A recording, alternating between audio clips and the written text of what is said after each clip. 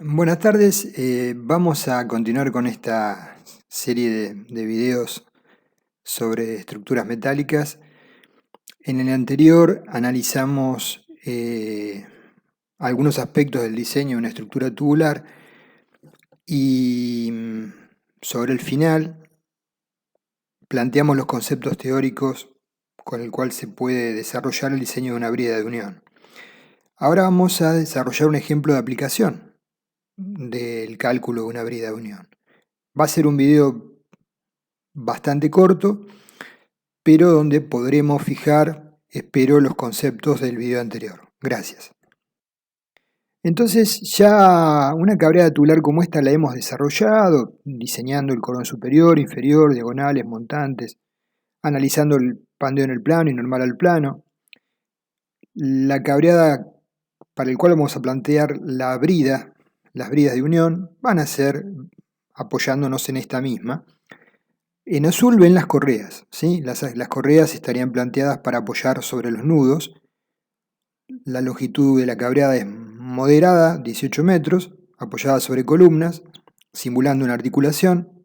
Por eso los ejes de los cordones son concurrentes en un punto, superior e inferior, y el diseño está planteado en términos de que se faciliten las uniones. Entonces, vamos a básicamente abordar el tema que les mencionamos.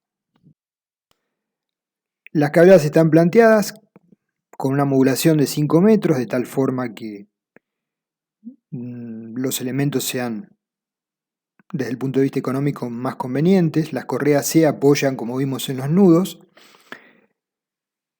Los momentos flectores sobre los cordones podemos despreciarlos, ¿sí? En principio, asumiendo las uniones como uniones articuladas. Suponemos, a los efectos de desarrollar el trabajo el ejemplo de aplicación, analizar dos estados críticos, peso propio y sobrecarga, y peso propio y viento. La combinación de peso propio y sobrecarga, 1,2 dd más 1,6 dLr sobre carga de uso sobre la cubierta, genera fuercitas con rojo colocadas en los nudos, que son donde apoyan las correas. Y como dijimos, la de viento, hace un par de videos atrás desarrollamos el tema del pandeo lateral del cordón inferior y cómo abordarlo. Mencionamos que también este esquema de aplicación de cargas no es correcto porque la resultante de succión del viento es normal al plano y por ende hay una componente, como vemos en Y, y una componente en X que no está dibujada.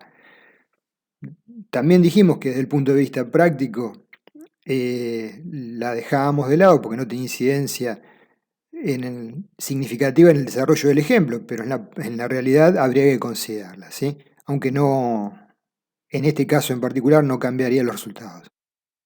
La deformada para la combinación de peso propio más sobrecargas de uso o eventualmente nieve 1 es lógica, ¿sí? Asociada con el estado de cargas que esperamos.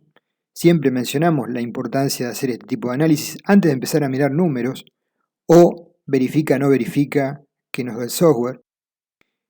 Y la combinación U2, donde el peso propio es mínimo y la acción del viento es máxima, también es lógica para viento simétrico paralelo a la cumbrera. No estamos analizando viento normal a la cumbrera. Vimos el tema de la situación del cordón inferior para el estado de peso propio y viento, con un esfuerzo de compresión continuo variable sobre el cordón inferior y la situación a evaluar el pandeo lateral del cordón, ya fue analizado. Para la combinación 1 el cordón presenta naturalmente una solicitación no de compresión sino de tracción, de valor bastante uniforme, con un mínimo en la zona central. Esto es natural y es lógico, es lo esperable. Entonces, tentativamente, esto lo repasamos porque ya lo vimos en algún video anterior. Vamos a utilizar para el cordón inferior un tubo CHS 80-140 x 475 de acero T22. El perfil lo colocábamos acostado para aumentar la rigidez normal del plano por el pandeo lateral. La tensión de fluencia 237 megapascales y la tensión de rotura del tubo 360. AG es la sección del tubo de tablas y RX y RY son los radios de giro en los ejes principales. La tracción máxima para el estado 1 nos daba 73,91 kN. La condición de diseño R disponible es Φt por Pn, es Φt por Fi por Ag. Φ sub t es 0,85, nos da 3,91. Entonces para la tracción estaba holgada. El cordón inferior estaba condicionado por el estado de compresión y el estado de pandeo normal al plano. Eso ya lo habíamos analizado en videos previos. Para el cordón superior, al considerarse arriostrado, no en cada correa, ¿sí?, sino donde hay montantes y cruces de San Andrés en el plano superior, y en este caso en particular esa disposición la colocábamos cada 2 correas. Entonces el cordón superior, a veces erróneamente se considera que cada punto de aplicación de una correa es un punto de arriostramiento para el pandeo normal al plano del cordón superior.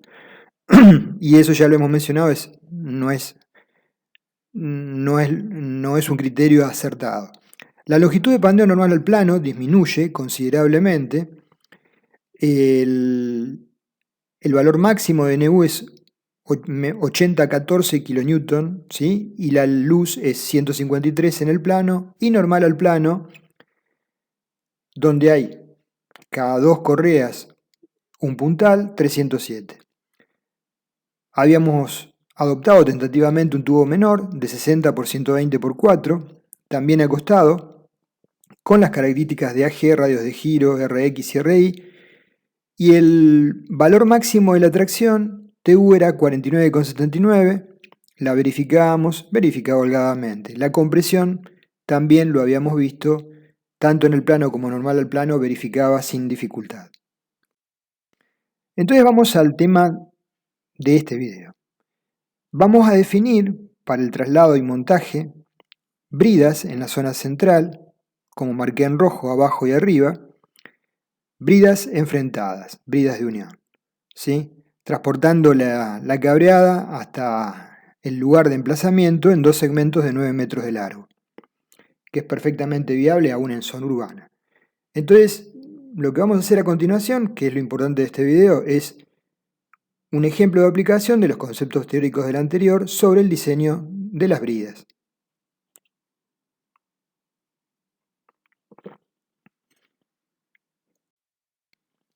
Habíamos visto también que en las referencias bibliográficas del CIDEC, por ejemplo, había para diferentes uniones de bridas enfrentadas tablas de referencia orientativas. No quiere decir que de acá podemos sacar el diseño ni mucho menos, sino que nos dan algunos tipos de información que puede ser útil. En este caso, la brida, como el tubo es rectangular, va a tener esta disposición. Los bulones pueden estar ubicados solo en 2 caras o en las 4 caras. En este caso se decide colocarlos en solo 2 de sus caras. El esfuerzo a tomar que define la brida y la unión abulonada es la tracción TU más 73,91 kN. A partir de acá tenemos que definir una geometría de la brida, un diámetro tentativo del bulón, D sub B, un espesor tentativo de la brida TBR y la cantidad de bulones N totales, ¿sí? La sección del tubo ya sabemos es 140 por 80, estamos hablando del tubo inferior en este caso. Arriba podemos observar el esquema de fuerzas. FU sería la tracción máxima, definida como TU, es un tema de nomenclatura, porque venimos trabajando con TU como tracción y el gráfico está tomado de una nueva bibliografía donde desarrolla el diseño de la brida y lo define como FU. Entonces, vamos a definir el parámetro A, que es la distancia entre el baricentro del agujero del bulón y el borde de la brida, mayor o igual que 1,75 dB. Y a su vez, el parámetro B, que es la distancia entre la cara del tubo y el baricentro del agujero del bulón, como dW más 0,5 más el diámetro de la tuerca sobre 2. Entonces repasamos, tenemos la variable A y B estimada, B es la distancia desde el centro del agujero al borde externo del tubo, dW es el lado de la soldadura de filete de unión del tubo y brida en centímetros, B' sería B menos D'B sobre 2 más T. D'B es no el diámetro sino es del bulón, de la espiga, sino el diámetro nominal del agujero, ¿sí? Y T es el espesor de la pared del tubo. Entonces, bueno, sobre estas ecuaciones, recordando, teníamos un parámetro delta a calcular que era 1 menos dc sobre P. dc es el diámetro de cálculo del agujero, que es el diámetro nominal del mismo, más 2 milímetros, porque había una zona que posiblemente estaba afectada, ¿sí? Cercana a donde se producía el agujero en la chapa. Se elige un espesor de brida tal que cumple con la inecuación que estamos observando, ¿sí? 10K por T sub última 1, dividido 1 más delta elevado a la 0,5. TBR debe ser mayor o igual que ese término y menor o igual que el de la derecha. Donde TU es la resistencia requerida de la unión, T sub última 1 es la resistencia requerida por bulón, última sobre N, tenemos que tener estimada una cantidad de bulones, que es simétrica, en cada cara, y F sub I BR es la tensión de fluencia del acero de la brida, en este caso T sub BR. K' era un parámetro que se obtenía como 4 veces B' dividido 0,9 de Fi por P, P es el paso, como podemos ver, ¿sí? Recordando N es el número de bulones. Entonces, sobre la base de este esquema y estas ecuaciones, seguiremos adelante con el desarrollo del ejemplo. R sub D dt es la resistencia de diseño de atracción del bulón de diámetro dB, según lo que vimos oportunamente en el CIRSOC 301-2005. Obtenemos la relación alfa prima, tiene una extensión relativamente importante, pero no es complejo plantearla. Alfa prima sería 0 si la placa fuese rígida y sería 1 si la placa es flexible. Si alfa prima es menor que 0, se puede tomar alfa prima igual a 0. Entonces, la resistencia de diseño de la unión R sub D se obtiene como T sub R al cuadrado por 1 más delta por alfa prima por N, cantidad de bulones, dividido 10 veces K. Y debe cumplirse que R sub D es mayor o igual que T última. Si no verifica, ¿qué hacemos? Redimensionamos la unión modificando el espesor de la brida o el número de bulones N. Finalmente se verifica la resistencia del bulón T última sub 2 en kilonewton. Es la fuerza de tracción requerida en el bulón, incluido el efecto palanca. Entonces es la T última de cálculo 1, que multiplica el término entre paréntesis, que es la amplificación por el efecto palanca. Y de esa forma obtenemos la tracción total sobre el bulón, T última 2. Ya veremos numéricamente cuánto aumenta T última 1. Aclarando, el término entre paréntesis es el porcentaje de incremento de solicitación sobre el bulón tipo por efecto de palanca. Las variables geométricas A' es A sub B más D'B sobre 2, y alfa ya vimos cómo se expresaba, debe ser T última 2 menor que R sub B de T. Entonces los materiales, ya sabemos, el tubo 140-80-475 acero T22, tensiones FI, FU de fluencia y rotura. El acero de la brida es F24, FI PR es 235 megapascales y FU BR es 360 megapascales. Entonces, vamos a colocar sobre las dos caras más largas, horizontales, del tubo, 3 bulones por cara. Se da a la brida una longitud 2 centímetros mayor a cada lado del tubo y tenemos, por tanto, que si h es la longitud del tubo más 2 por 2 es 18 centímetros. Se determina la resistencia de atracción necesaria de cada bulón sin considerar el efecto palanca, que se evalúa como un incremento del 40%. estimativamente. Después vamos a calcularlo. T última 1 es TU sobre N, es 73,91 el esfuerzo aplicado sobre 6 bulones, 3 por cara, 12,33 kN por bulón.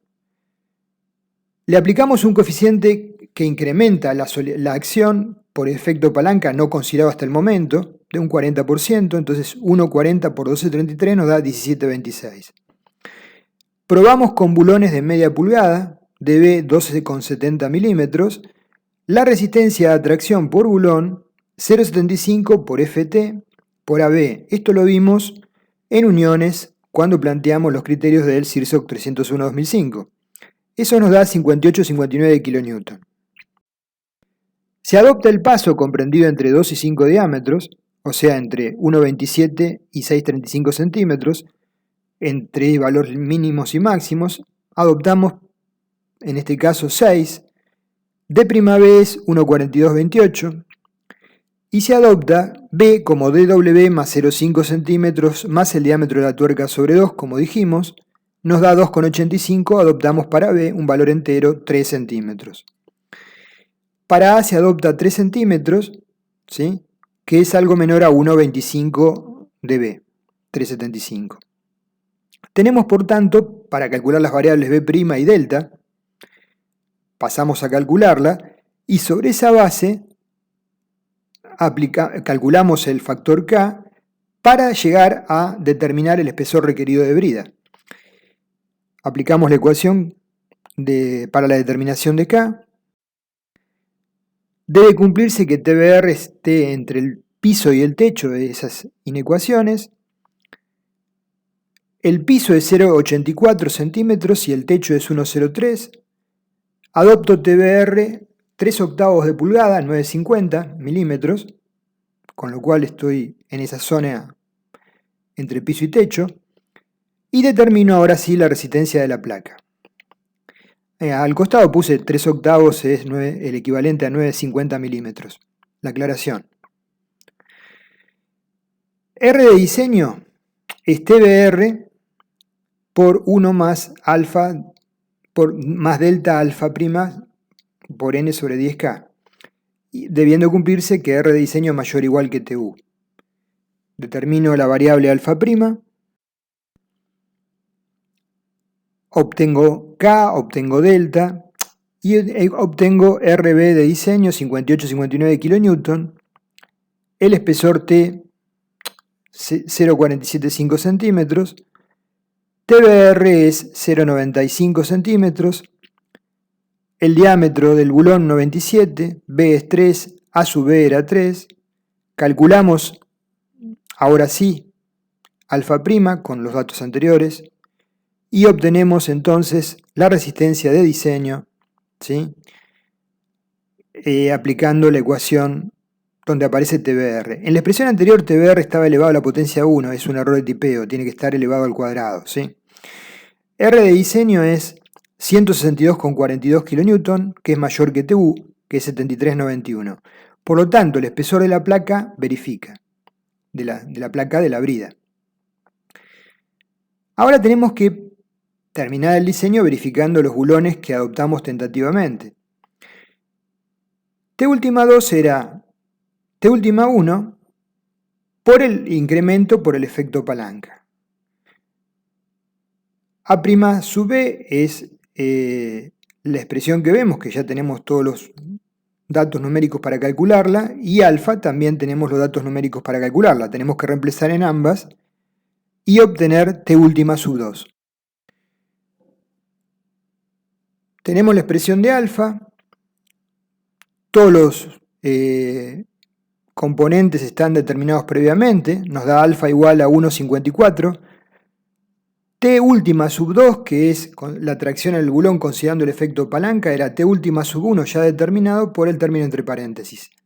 T última sub 1 es 12,33 y lo demás ya son variables que han sido definidas. Reemplazando nos da T última sub 2 igual a 16,39, 16,40 kN, que es menor que 58,59 kN, por lo tanto verifica. Y acá observamos que Tentativamente el efecto palanca lo habíamos considerado como un incremento del 40% y haciendo el cálculo del efecto palanca con las expresiones aproximadas de aplicación, obtenemos un valor cercano a algo menor, 33%. Consecuentemente, la unión planteada de brida abulonada verifica. Bueno, es simplemente un ejemplo de aplicación de las ecuaciones anteriores que espero les sea de utilidad y con esto terminamos el video. Gracias.